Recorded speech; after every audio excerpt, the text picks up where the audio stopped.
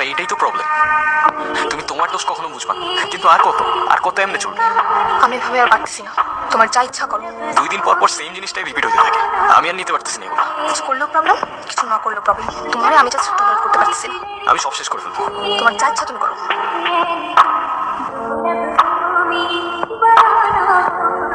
হ্যাঁ বলো।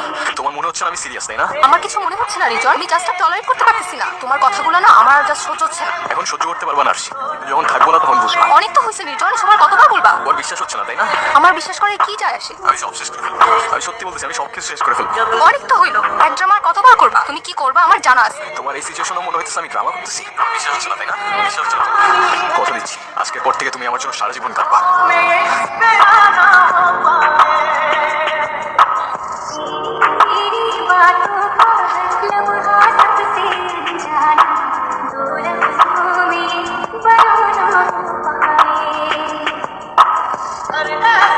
কলটা ধরো please.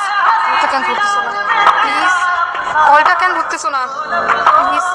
I am sorry, please কলটা ধরো।